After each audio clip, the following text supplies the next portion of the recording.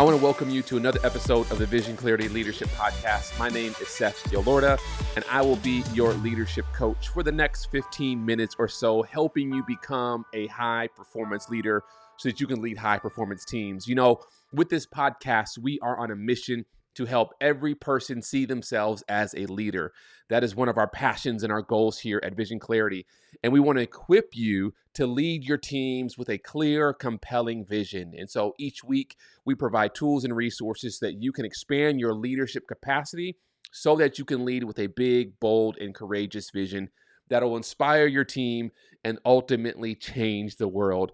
And I would just ask that if you find this content valuable, I would be so honored if you would write a review or rate the content wherever you consume it. And please subscribe. I'm always shooting for a 5-star review, and it always means the world to me if you would just share this content with your colleagues, your team, your friends, even your family, because ultimately we are on a journey to help build a community of visionaries with this podcast. So you sharing this content is one of the best ways to help us do that. Now, for today's coaching session, let's jump in. You know, for the last year or so, my daughter and I have been learning and playing chess together. She's about 8 years old, and she has become really captivated by this game, all of the moves and the strategy behind it. And so she and I have been playing, and it's been a great bonding experience for the two of us as we are kind of brushing up on our skills. She's learning it, I'm relearning it, and we're just having this bonding moment over chess. So we're playing this game about a month or so ago, and if you play chess, what you realize, at least from my novice beginner perspective, is that one of the most, if not the most important piece on the board is the king. Everything is about the king, and all of the other pieces are there to protect the king. No matter what you're doing with your rook, your bishop, or your knights, or your pawns, you always want to have one eye on your king to make sure you're not leaving your king exposed. Now, the king doesn't have the best movement on the board. I mean, it can go up and back and diagonal one step at a time, but the piece that has the greatest versatility on the board is the queen, who can move diagonal, horizontal, vertical at any number of squares at any point in the game as long as there's a clear shot. And so when you think about the chess board, and again, this is from a novice perspective, you really have your king, who is the most important piece, but then your queen, who is almost just as important, because the queen really is the piece that can really protect your king at all costs. And as we're playing this game, I couldn't help but think about organizations and leadership. And I started asking myself, well, if the king is the most important piece on the chessboard, what is the king of your organization, of your company, of your team? Like, what's the king? What's the most important piece in your organization? And really, not just what is the king in your organization, but also, you know, if king is 1A and queen is 1B, what is the queen in your organization? Now, I know that there might be some leaders out there who would say, well, I mean, obviously, you know, I am the king or I am the queen because, you know, I have the vision and I'm leading my teams and I need to make sure everyone's going in the right direction.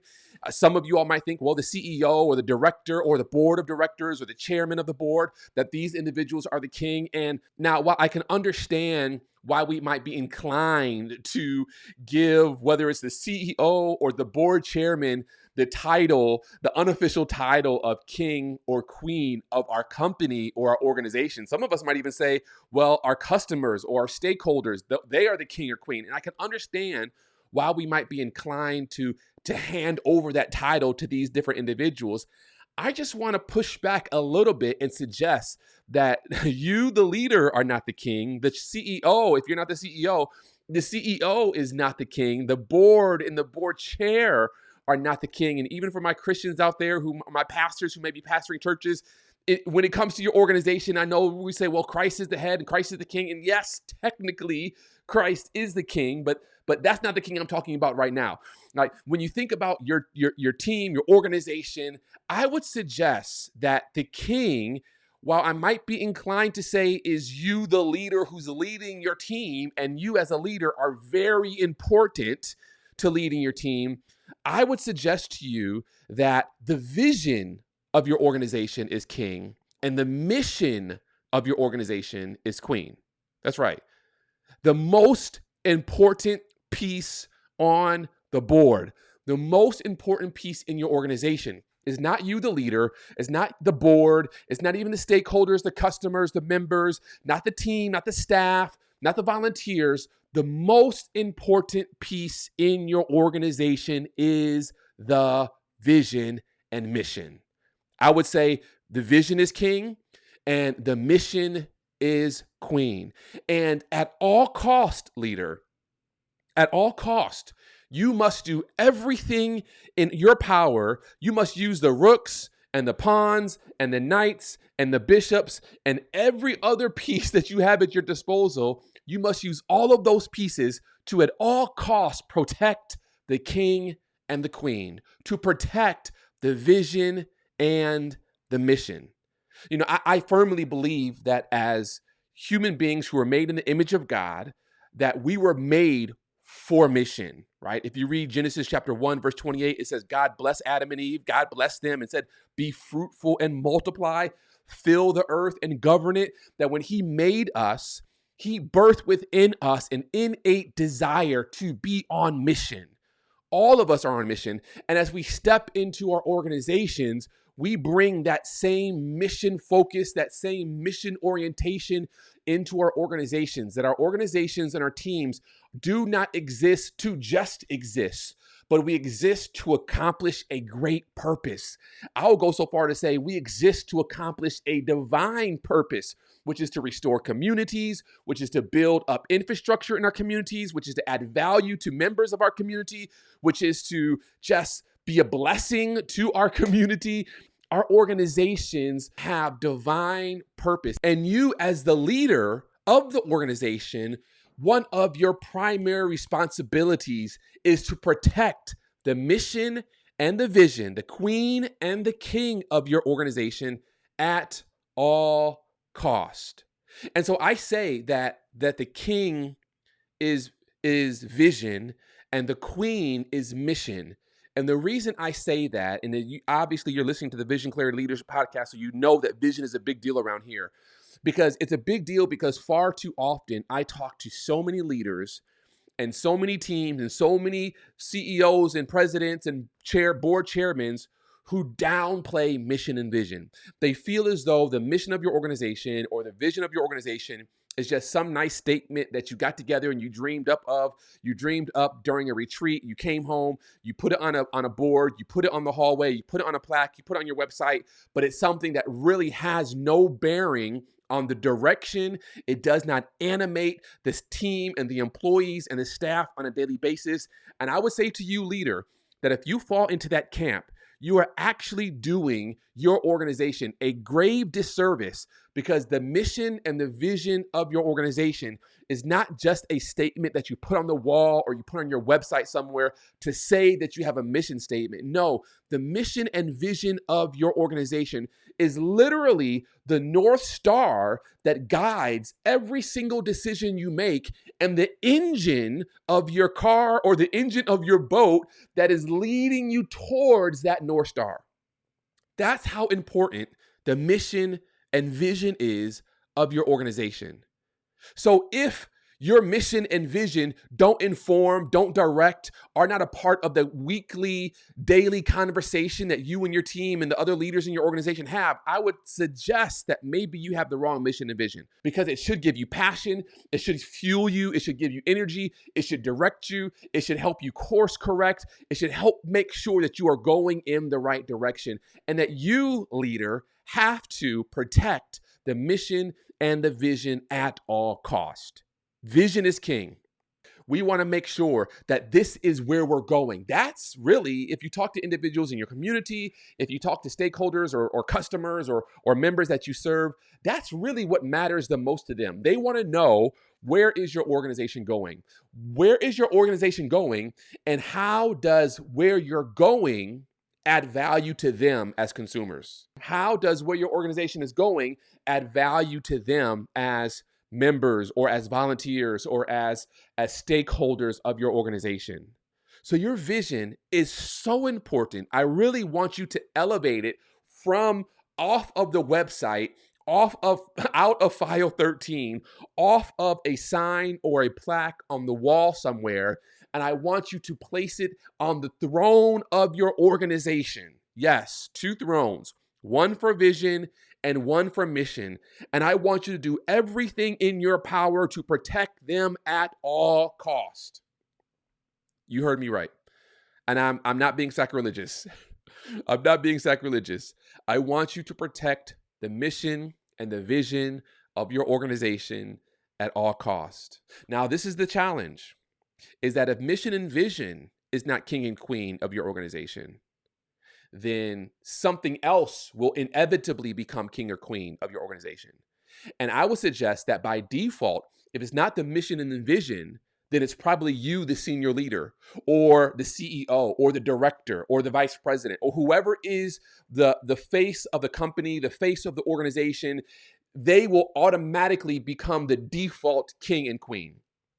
And when you have an individual who is king or queen of your organization, what that does is it causes your team to ultimately abdicate the responsibility of driving the organization and keeping the organization focused to you.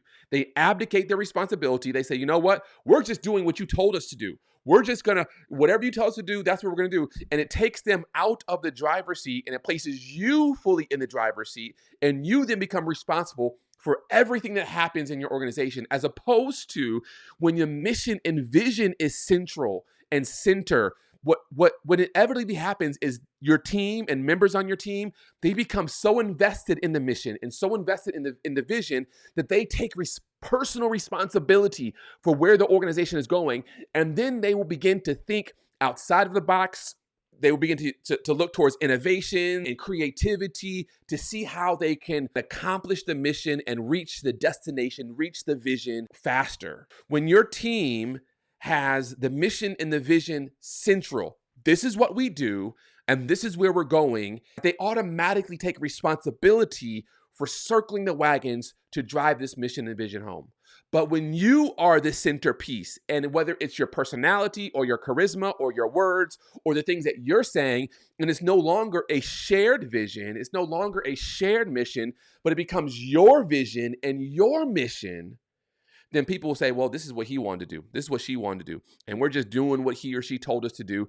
And they release themselves of the responsibility to really become fully committed to the direction.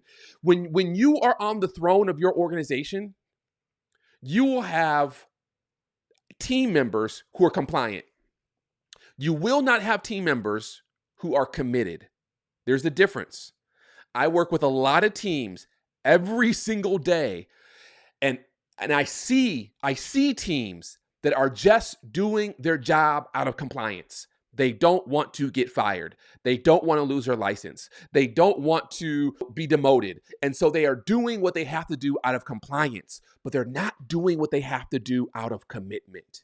And the reason is because they have lost sight of the mission and they have lost sight of the vision, and they are just following whoever the leader is of that organization. Now, granted, if they have a positive relationship with you, the leader, and they really feel loyal to you as a leader, yeah, they might be committed to you, but it will be to you at the expense of the organization. And you do not want to create a team of leaders who are so committed to you that they're willing to place the good of the organization at jeopardy because of their loyalty to you. And so you want committed team members. And the only way you get a team that is fully committed and invested in the future and the success of the organization is you have to get them to fall in love, right? You want to get them to believe deeply. Let me say it like that.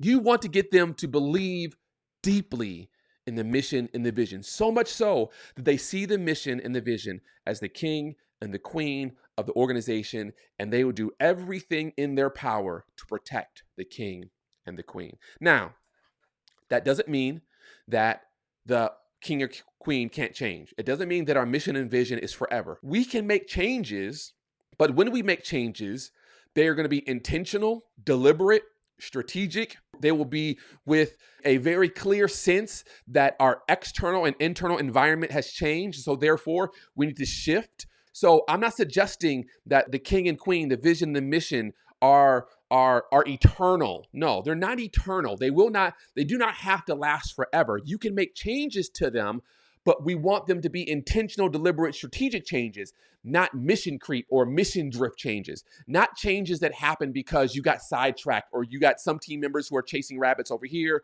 other team members who are chasing rabbits over there. No. We don't want that to happen. We don't want mission drift, right? You know what mission drift is? When an organization, they take on new initiatives that lie just slightly outside of their core purpose. And so we know that we're headed north, but let's just make this quick detour. And one detour leads to another detour, which leads to another detour. And before you know it, you have drifted or you have creeped away from your core mission. Now, we don't want that to happen. Now, if you all decide to change direction strategically, you might say, hey, we were on our way to Miami, but now we've decided not to go to Miami. We have, as a team, as an organization, shifted, and now we're going to Orlando, or now we're going to Atlanta, or now we're going to Dallas. That's fine, but it's strategic. It's intentional. It's deliberate. It's not accidental. You don't wake up one morning and wonder, how in the world did we get to Miami? No. When we were headed to Dallas. No, we don't want that to happen. And so once we lock in on our destination, once we lock in on our vision, and we lock in on our purpose and our mission as what we do, we want to protect them at all cost. So I wanted to give this to you as you are driving to work this morning, driving to work, driving home from work this afternoon, wherever you might be, as you step into your organization.